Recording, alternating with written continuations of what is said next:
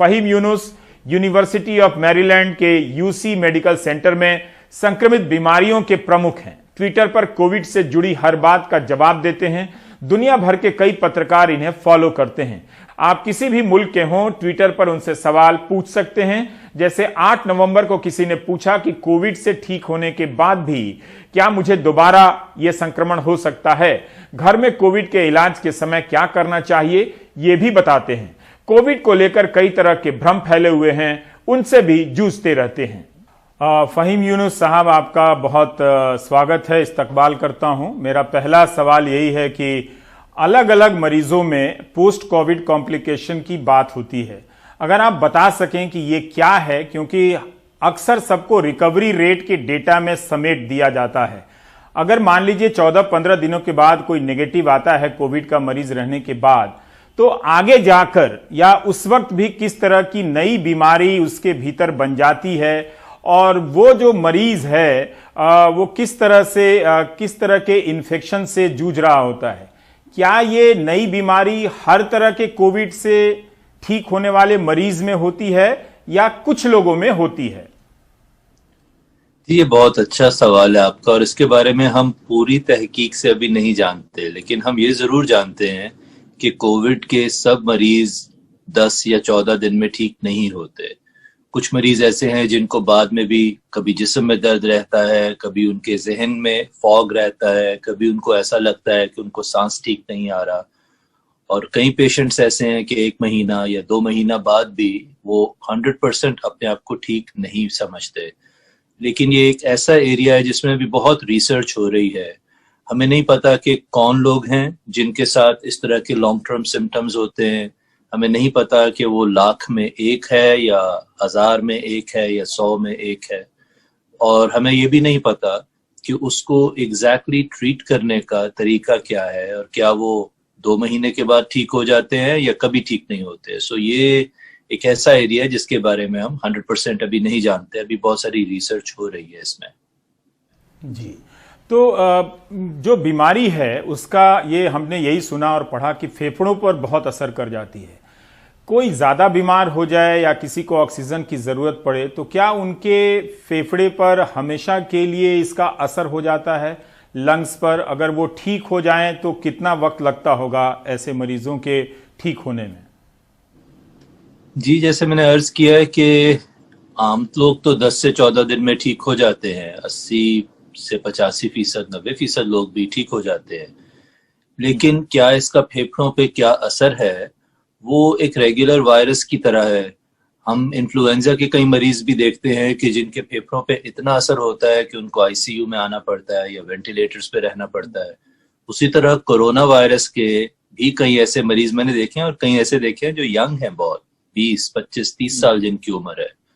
और एक बड़ी इंटरेस्टिंग स्टडी आई थी कि वो मरीज जो 18 से 35 साल की उम्र के बीच में है, जो कि मेजॉरिटी ऑफ हमारी वर्क फोर्स है, वो आमतौर पे तो बिल्कुल ठीक हो जाते हैं। लेकिन अगर वो इतने बीमार हों कि हॉस्पिटल उनको आना पड़े, तो फिर उनके स्टेटिस्टिक्स इतने अच्छे नहीं है कि वो नौजवान लोग भी अगर वो हॉस्पिटल में दाखिल हो जाए तो उनमें से 2.7% की मौत हो जाती है, 10% के करीब को आईसीयू में रहना पड़ता है, 5% के करीब वेंटिलेटर पे चले जाते हैं।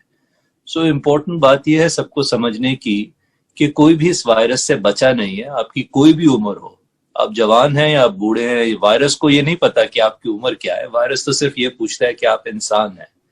और उसके बाद कई दफा जवान लोगों को भी बहुत सीवियर इन्फेक्शन होती है, इसलिए एहतियात करना बहुत आसान है। मुझे नहीं समझ आती कि लोग इतनी बहस उस पर अभी भी क्यों कर रहे हैं, मास्क पहनने या ना पहनने पे, जबकि एहतियात करना उससे बहुत ज्यादा आसान है। फहीम साहब, मैं एक सवाल इसी पर है कि क्या करें कि ना हो कभी? कोई मास्क पहन रहा है, कोई हाथ भी साफ रख रहा है, कितनी बार साफ रखे? बाहर गया है तो आकर कहा जाता है कि आप कपड़े बदल लें, उसे धोने के लिए दे दें, या फिर नहा लें। जैसे आप सब्जी लेकर आते हैं तो लोग बाहर रखते हैं। बहुत सारी चीजें जो हैं अब वो कुरियर से आ रही हैं तो लोग उसे 2 दिन के लिए बाहर छोड़ देते हैं। 2 दिन के लिए छोड़ें या 2 घंटे के लिए छोड़ें? नए कपड़े खरीद कर ला रहे हैं तो क्या करें? तो ऐसे बहुत सारे प्रैक्टिकल सवाल हैं लोगों के जो वो करना चाहते हैं। लिफ्ट में जाते हैं तो अब पता नहीं कि उससे पहले कोई कोविड का मरीज गया है या नहीं गया है, हाथ छू लिया, कहीं गलती से चेहरे को छू लिया, तो क्या करना चाहिए कि हो ही ना? जी, अब ये बड़ा अच्छा सवाल है। देखिए, मैं इसको यूं कहता हूं कि अगर मैं आपको कहूं कि आपको 10 मील दूर जाना है, तो आपके पास तीन तरीके हैं। या तो आप भाग के चले जाइए, या आप कोहनियों के बल रेंगते हुए चले जाइए, या आप चल के चले जाए। और आपको खुद समझ आ गई कि जो वाहिद तरीका है शायद वो चल के जाने के, क्योंकि अगर आप भागेंगे 10 मील तो अनलेस कि आप एक प्रोफेशनल रनर हैं, आप थक जाएंगे। 1-2 मील के बाद और आपको रुकना पड़ेगा। और अगर आप रेंग के जाएंगे तो आपको शायद सारी जिंदगी लग जाएगी। मैंने ये मिसाल इसलिए दी है कि कोविड इसी तरह एक लंबा मामला है, 10 मील की तरह। शायद हमें इसमें 1 साल जीना पड़े, इसके साथ 1.5 साल जीना पड़े। तो हमें एक्सट्रीम्स पे जाने की जरूरत नहीं है, ना भागने की जरूरत है, ना रेंगने की जरूरत है। अब ये क्यों है? एग्जाम्पल इसकी है कि अगर आप एक मास्क पहन ले, मैं आपको दिखा देता हूँ, मुझे पता है कि हमारे लोगों को अंदाजा है, लेकिन इस मास्क की मैं बात कर रहा हूँ। अगर ये मास्क आप पहन लें रोजाना, और अगर आपके पास इस तरह का मास्क है, और अगर आप हाई रिस्क हैं, तो आप बेशक ये वाला मास्क पहन लें। ये मास्क पहन के हाथ धोइए और हुजूम से बचिए। जहां पे भी बहुत बड़ा क्राउड है उससे बचे। अगर आप ये करते हैं तो मेरी नजर में आप चल के जा रहे हैं 10 मील की तरफ, क्योंकि अब आप यही बहुत सारे लोग कर रहे हैं, यही हम डॉक्टर्स कर रहे हैं, और इससे आपको फायदा होगा। अगर आप हर छोटी छोटी चीज से डरना शुरू कर देंगे, अगर आप ये सोचें कि मैंने घर में किसी को नहीं आने देना, अगर मैंने अखबार को टच नहीं करना, मैंने खाने को टच नहीं करना, क्या पता किसी ने इस पे छींका हो, क्या पता, इस तरह से ये वायरस फैलने का चांस ना होने के बराबर है। कोई भी चीज 100 या 0% नहीं होती, लेकिन इन चीजों से ये वायरस नहीं फैलता। ये वायरस फैलता है रेस्पिरेटरी तरीके से, खांसने से, छींकने से। तो अगर आप उन सारी चीजों में पड़ जाएंगे तो मेरी नजर में अब आप रेंग के जा रहे हैं उन 10 मील की तरफ, और फिर आप थक जाएंगे, आप उसको सस्टेन नहीं कर सकेंगे। और कुछ वो लोग हैं जो कहते हैं कि जरूरत ही नहीं है कुछ करने की, मास्क पहनने की भी क्या जरूरत है, ये तो होना ही है, ये तो सबको लगना ही है। ऐसी बात नहीं है। WHO के एस्टिमेट के मुताबिक अभी तक साल तकरीबन होने को आया है, पूरी दुनिया में 5 से 10% लोगों को ये वायरस हुआ है। इसका मतलब है कि 90% लोग अभी बचे हुए हैं। अगर 1 साल और भी ये चला, इसका मतलब है कि शायद 80% लोग बच जाएंगे। तो लोगों को ये जानने की जरूरत है कि ये बेसिक बातें जो मैं बता रहा हूं, अगर आप हाथ धोएं, मास्क पहने और बड़े बड़े क्राउड्स में ना जाएं, तो आपका 80% चांस है कि आप बच जाएंगे। दिल हारने की कोई जरूरत नहीं है, लेकिन इसको समझने की जरूरत है कि एक मॉडिफाइड लाइफस्टाइल के साथ आपको जीना है। वो पुराना वाला लाइफस्टाइल वापस आ जाएगा, लेकिन और 1 साल है अगर, या जितना भी वक्त है, उसमें हम इस मॉडिफाइड लाइफस्टाइल के साथ चलें तो अच्छा है। एक्सट्रीम्स पे जाने की जरूरत नहीं है।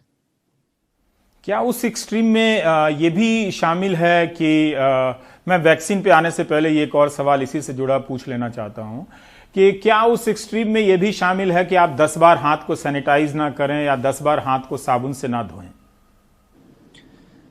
देखिए, हमें हर चीज में अगेन एक्सट्रीम्स ये हैं कि आप हर वक्त अगर हाथ धोते रहे तो उसकी भी कोई जरूरत नहीं है। अगर आपने किसी सरफेस को टच किया है, अगर आप बाहर गए हैं, आपने हाथ धो लिए, आप गाड़ी में गए हैं, आप दोस्त के साथ कहीं गए हैं, आपने हाथ धो लिए। एक और बड़ी इंपॉर्टेंट बात है कि हाथ मत मिलाइए लोगों से। सोशली बड़ा मुश्किल है हमारे लिए ये, क्योंकि लोग एक दूसरे के लिए अब उदास भी हैं, थोड़ा सा लॉन्गिंग भी है। लोग एक दूसरे को देर के बाद मिलते हैं तो गले लगते हैं, हाथ मिलाते हैं। तो बेस्ट है कि आप एल्बो बम्प कर लें, फिस्ट बम्प कर लें, और उसके बाद अपने हाथ धो लें। लेकिन हाथ मिलाना बिल्कुल गलत है। अगर आपको खांसी या छींक आए, ये इतनी बेसिक बात है, लेकिन अभी भी मैं देखता हूं कि लोग यूं खांसते हैं। अपने हाथ में छींकिए मत, अपनी एल्बो में छींकिए, क्योंकि अगर आप हाथ में छींकेंगे तो उन हाथों पे वायरसेस हर तरफ चले जाएंगे। ये बेसिक चीजें इतनी इंपॉर्टेंट हैं कि इन्हीं से आप इस जंग को जीत सकते हैं। कोई बहुत ज्यादा फैंसी सॉल्यूशंस की जरूरत नहीं है। जी फहीम साहब, एक सवाल वैक्सीन को लेकर है कि आमतौर पर हमने यही जाना कि कई साल लगते हैं वैक्सीन को बनने के लिए। अब रोज एक खबर आ रही है कि 94% एक्यूरेसी है, इनकी 94.5% है, और फिर ये 95.5% या 95% एक्यूरेट है।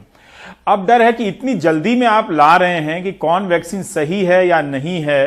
वो ठीक है कि अभी हम तक नहीं पहुंची है, लेकिन जानने के लिहाज से भी हम किसे सही माने कि इस कंपनी की वैक्सीन की जो खबर छप रही है चारों तरफ, जिसे लेकर हम सपने देख रहे हैं, वो ज्यादा सही है या सही के करीब है? जी, दो सवाल हैं यहाँ। एक तो है कि वैक्सीन इतना जल्दी कैसे बन गई, और दूसरा ये कि हम किसको बेहतर माने। जो जल्दी बनने का काम है, मेरा नहीं ख्याल कि उसमें कोई कॉर्नर्स कट किए गए हैं, मेरा नहीं ख्याल कि उसमें कोई क्वालिटी को कॉम्प्रोमाइज किया गया। उसकी वजह यह है कि बहुत सारी रिसर्च जो इस वैक्सीन के लिए, जिसमें पहले 2-3 साल लग जाते हैं, वो रिसर्च SARS 1 के लिए हो चुकी थी। जो SARS आया था 2003 में, उसकी वैक्सीन ऑलमोस्ट तैयार थी, लेकिन उसकी जरूरत नहीं पड़ी क्योंकि वायरस खुद ही खत्म हो गया। तो बहुत सारी इनिशियल रिसर्च को यूज किया गया है जो और वैक्सीन के लिए थी, उसमें 2-3 साल बच गए। उसके बाद वैक्सीन में बहुत सारे ऐसे ट्रायल्स होते हैं जो सीक्वेंशियल चलते हैं, पैरेलल नहीं चलते, क्योंकि ड्रग कंपनीज अपने पैसे जाया नहीं करना चाहती, तो वो आहिस्ता आहिस्ता एहतियात के साथ ट्रायल्स करते हैं एक सीक्वेंस में। इस दफा गवर्नमेंट्स ने चूंकि उनको कहा कि हम तुम्हें $1 बिलियन दे देंगे, अगर तुम्हें जाया भी करना पड़े तो पैसे जाया करो, लेकिन सीक्वेंशियल करने की बजाय अगर आप 10 स्टेप्स हैं और आप पहले एक करेंगे, फिर दूसरा, फिर तीसरा, गवर्नमेंट ने कहा कि तुम इन 10 को इकट्ठा शुरू कर दो, और इनमें से जौन सा 1 या 2 सक्सेसफुल होंगे, तुम बाकी के 8 को जाया कर दो, हम तुम्हें उसके पैसे दे देते हैं कि तुम्हारे पास नुकसान ना हो। मैं बिल्कुल सादा जुबान में आपको वो बात समझाना चाह रहा हूं कि जिससे लोगों को ये पता चले कि जल्दी क्यों बन गई। और वैक्सीन भी जल्दी बन सकती हैं, लेकिन उनके लिए फाइनेंशियल रिस्क होता है कंपनी का, इसलिए वो बनाती नहीं। सो पहली तो ये बात है कि जो टाइम कंप्रेशन है, मेरा नहीं ख्याल कि उससे क्वालिटी कॉम्प्रोमाइज हुई है। अब जो दूसरा क्वेश्चन है कि अखबारों में आ रहा है और हमें कैसे पता चले कि कौन सी वैक्सीन ठीक है, ये बहुत अच्छा क्वेश्चन है, क्योंकि साइंस टिपिकली ऐसे तो नहीं होती थी। साइंस तो मेडिकल जर्नल्स में छपती थी, वहां से फार्मास्यूटिकल में आती थी, वहां से डॉक्टर्स उसको प्रमोट करते थे।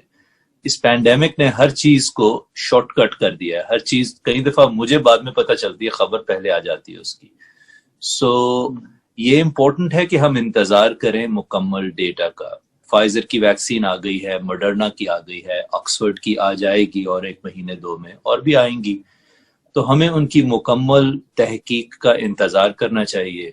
जब वो साइड इफेक्ट प्रोफाइल पूरा उसका डेटा हमारे सामने आ जाएगा, फिर मैं बड़ी खुशी से दोबारा आपको आके बता सकता हूँ कि कौन सी वैक्सीन बेहतर है और क्या उनके फायदे नुकसान हैं। इस वक्त तो कंपनी ने बड़ी लिमिटेड सी इंफॉर्मेशन दी है कि जिसकी बेसिस पे हमें उम्मीद तो है कि ये सब अच्छा है, लेकिन कोई हतमी फाइनल बात नहीं की जा सकती अभी। जी, तो फिर मैं 2 और सवाल आपसे पूछना चाहता हूं कि कई लोग कहते हैं कि नहीं नहीं, कोरोना का जो वायरस है अब कमजोर पड़ गया है, अब उस तरह से जान नहीं लेता जैसे मार्च के महीने में लिया करता था। इस तरह की बातें होती हैं। और दूसरा कि इस तरह के बहुत सारे चलते हैं कि आप ये खा लें तो आपके शरीर में जो बीमारियों से लड़ने की जो रेजिस्टेंस पावर है वो बढ़ जाती है। आप जैसे हम लोग च्यवनप्राश खा लेते हैं या कोई कुछ और खा लेता है, कोई धूप में लेट जाता है विटामिन डी के लिए, कोई विटामिन डी का सप्लीमेंट लेने लगता है। तो क्या ये दोनों सवाल का जवाब मैं जानना चाहता हूं कि अब इतने महीने के बाद जो लेटेस्ट रिसर्च हैं वो क्या हैं?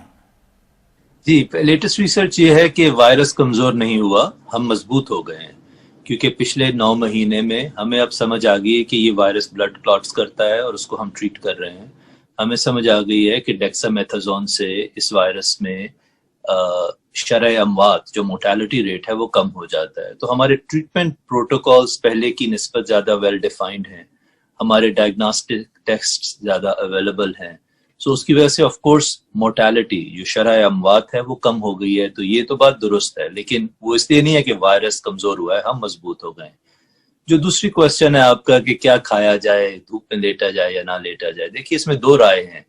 एक तो है कि एक शख्स पर्सनली क्या अपने लिए बेहतर महसूस करता है, वो जो चाहे करे। एक शख्स समझता है कि उसको कोई चीज खाने से फायदा होता है या धूप में लेटने से फायदा, जरूर करे, मतलब हर एक शख्स की अपनी आजादी है। लेकिन मेरा ख्याल है प्रमोट हमें सिर्फ उस चीज को करना चाहिए जो साइंटिफिक है। अब साइंटिफिकली इनमें से शायद ही कोई चीज है जिसका कोई क्लियर सबूत मौजूद हो। धूप में लेटना एक अच्छी बात है, उसका क्या नुकसान है? विटामिन डी जरूर आपको उससे मिल सकती है, अच्छी बात है। लेकिन ये कहना कि फलां चीज खा लेने से इम्यूनिटी बढ़ जाएगी, फलां विटामिन खा लेने से या फलां फ्रूट या वो जड़ी बूटी खा लेने से मुझे कोई कोरोना में फायदा हो जाएगा, मेरा ख्याल है ये गलत है, क्योंकि इस पे एक तो तहकीक नहीं है और दूसरा ये कि इन चीजों के नुकसान होते हैं। क्योंकि जब आप गलत जगह फोकस लगा लेते हैं तो जो सही जगह फोकस लगना होता है मास्क पे, अब वही लोग, मेरी एग्जाम्पल क्या है कि ये लोग अगर वो सारी चीजें आप खाते हैं और फिर आप एक शादी पे चले जाते हैं जिसपे 200 लोग आए हुए हैं, तो कौन आपको अक्लमंद कहेगा? इससे बेहतर था कि आप वो कुछ ना खाते लेकिन आप उस शादी पे ना जाते जहां 200 लोग गए हुए हैं। अब ये क्यों मैं कह रहा हूं, क्योंकि अमेरिका की एक स्टेट है मेन, वहां एक शादी थी, उस शादी पे 100-200 लोग आए, उनमें से सिर्फ एक को कोरोना था। उस एक शख्स की वजह से 100 से ज्यादा लोगों को कोरोना हुआ और अगले 1 महीने में 7 ऐसे लोगों की मौत हो गई जो उस शादी में गए भी नहीं थे। आप गौर कीजिए इस बात को। हुआ क्या कि एक, अगर मैं मिसाल दे रहा हूं, एक 25 साल का बंदा वहां गया उस शादी में, वहां से उसको कोरोना हुआ, वो घर आया, वो खुद तो ठीक हो गया, लेकिन उसका बाप जो 80 साल का था, जो शादी में गया भी नहीं, उसको इस लड़के से कोरोना लगा और वो बाप मर गया। तो ये मेरी एग्जाम्पल मेरी ये इसलिए है कि हम उन चीजों पे अपनी तवज्जो लगा देते हैं जिनका फायदा नहीं, और फिर हमारी तवज्जो उन चीजों से हट जाती है जहां से हमें नुकसान होना है। सो ये बहुत इंपॉर्टेंट है, क्योंकि इंसानी दिमाग एक वक्त में 2, 3, 4 चीजों पे तवज्जो रख सकता है, 100 चीजों पे तवज्जो नहीं रख सकता। सो अपना फोकस हमें उन चीजों पे रखना चाहिए जहां से हमें पता है कि हमें नुकसान होगा। इसलिए मैं इसके हक में नहीं कि उन डाइटरी या ऑल्टरनेट थेरेपीज को बहुत प्रमोट किया जाए, क्योंकि मेरा ख्याल है उनसे मेन इश्यू से तवज्जो हटती है। और मैं रोजाना मरीज देख रहा हूं, मैं को अपने पास से नहीं कह रहा ये बात, मुझे 300 से ज्यादा मरीज हम देख चुके हैं अब, और आई सी इट एवरी डे। और उसमें आप जिसका विटामिन या इसका रेजिस्टेंस पावर ज़्यादा है, वो भी उतना ही इन्फेक्शन हो जा रहा है, उसे भी जो कमज़ोर है, दोनों को आप देख रहे हैं कि बराबर, मतलब कोई मजबूत नहीं है उसके हिसाब से। देखिए, जिन लोगों की उम्र ज्यादा है या जिनको अंडरलाइन कंडीशंस हैं, डायबिटीज है या मोटापा है या हाई ब्लड प्रेशर है या कैंसर है या उनको डायलिसिस पे है, ऑफ कोर्स उन मरीजों के आउटकम्स ज्यादा खराब हैं, इसमें तो कोई शक नहीं है। लेकिन जो मैं बात कर रहा हूं कि मैंने एक पेशेंट देखा कि जो हट्टा कट्टा था, मतलब वो रेसलर है, आप खुद सोचिए कि उसने हर तरह की चीज खाई है ये सोच के कि मेरा जिस्म बहुत मजबूत है, लेकिन वो एक और शहर में रेसलिंग करने चला गया और उसके बाद ऑफ कोर्स हफ्ते के बाद वो अस्पताल में था और उससे सांस नहीं आ रहा था। ये मैं वो बात कर रहा हूं कि उसके लिए जरूरी ज्यादा ये था कि वो रेसलिंग ना करता, जो कि एक बेवकूफी की बात है। आप एक और शख्स के साथ, आप सोचिए रेसलिंग में कितना यूर हफिंग एंड पफिंग, आप खांस रहे हैं, आप एक दूसरे के ऊपर सांस ले रहे हैं, वो ज्यादा हाई रिस्क चीज थी या वो सारी खुराक जो तुम समझते थे कि तुम्हें बचा लेगी? तो मुझे बार बार ये मैं रोज देख रहा हूं कि लोग अपनी मर्जी की वो चीजें खा के जिनसे उनके ख्याल में इम्यूनिटी बढ़ जाती है, वो चीजें खाने के बाद वो ऐसी बेवकूफी का काम करते हैं कि अगर उन्होंने वो काम ना किया होता तो बस ठीक था। जिंक की गोलियां खा लें और उसके बाद आप कहें कि मैं दोस्तों के साथ शाम गुजारने जा रहा हूं एक क्लब में, तो ज्यादा जरूरी ये है कि दोस्तों के साथ क्लब में मत जाइए, जिंक की गोली का कोई फायदा नहीं होगा। ये मैं बात कर रहा हूँ।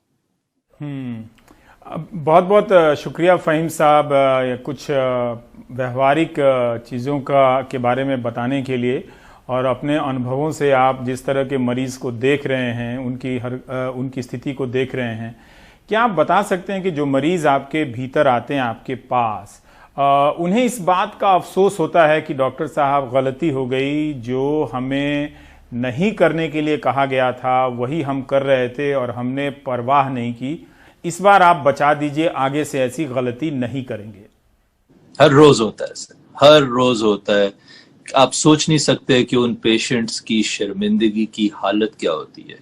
कई दफा पहले दिन तो बताते ही नहीं, इस शर्म के मारे कि क्या पता चलेगा, क्या बताऊंगा, लेकिन उनको पता होता है कि इस शख्स ने मेरी जान बचानी है, तो सूनर और लेटर फिर वो सब बात बताते हैं जब, तो आंख नहीं मिलाते आपसे।